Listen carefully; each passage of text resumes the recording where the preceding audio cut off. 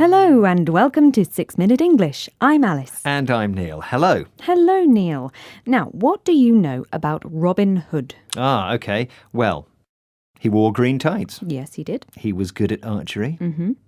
He had a girlfriend called Maid Marian.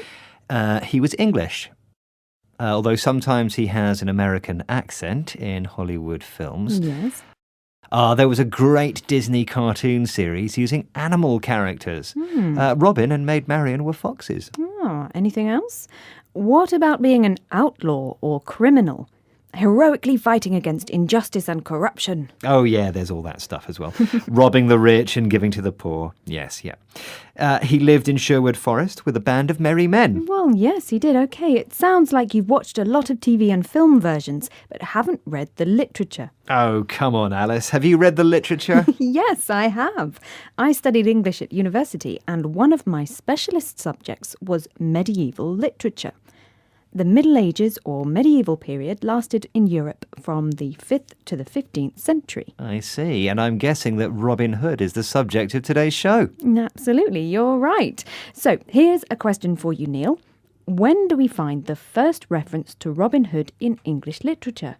Was it in the A, 5th century, B, 10th century, or C, 14th century? Well, I'm going to go for the middle one, and that's B, the 10th century. OK, well, we'll find out if you're right or wrong later on. Now, why do you think the stories of Robin Hood have lasted from the Middle Ages through to the modern day? Well, I suppose it's got appeal on lots of levels. Action, adventure, there's some comedy stuff there with the merry men, and of course romance, like I said before. Oh, yes, indeed. But actually, the early versions of Robin Hood were very violent.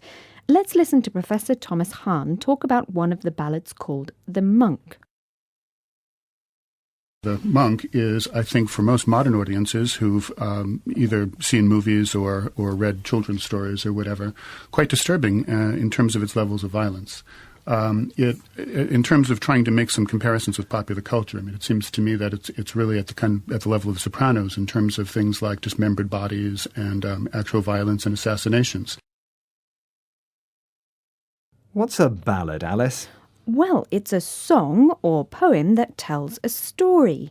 People were telling stories of Robin Hood for a long time before they were written down, and performing them too. Really? And how about the comparison between the Robin Hood ballads and The Sopranos? Now, The Sopranos is a popular US TV series about gangsters.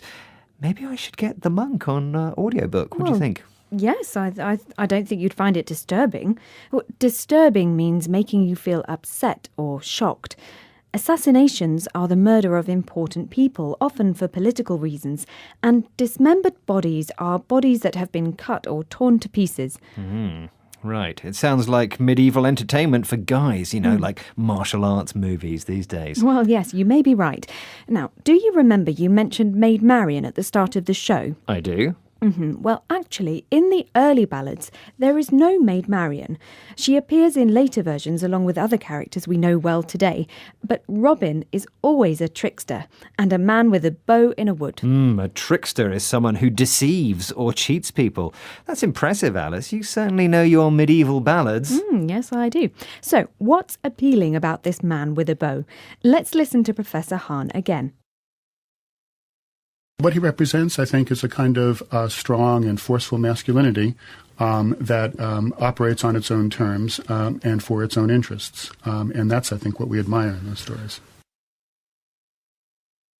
What does it mean to operate on your own terms, Alice? Well, Neil, it means to do what you want according to your own rules. And masculinity means the qualities typical of a man. Now, remember my question from earlier? I asked, when do we find the first reference to Robin Hood in English literature? Was it in the A, 5th century, B, 10th century, or C, 14th century? And I said B, 10th century. Yes, well, I'm afraid you are wrong, Neil. The first reference occurs in English poet William Langland's book Piers Plowman, written between 1370 and 1390.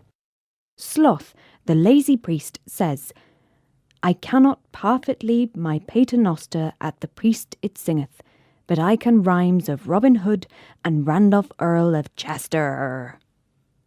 Wow, Alice. Can you translate that into modern English, please? Maybe that's for another show. Maybe another show. Can we just have today's words again, please? We certainly can, and we can have those in modern English. Okay, here they are. Outlaw. Medieval period or Middle Ages. Ballad. Disturbing. Assassinations. Dismembered bodies. Trickster. Operate on your own terms. Masculinity. Well, that brings us to the end of today's 6-Minute English. We hope you enjoyed today's Walk in the Woods. Please do join us again. Goodbye. Bye. 6-Minute English from the BBC.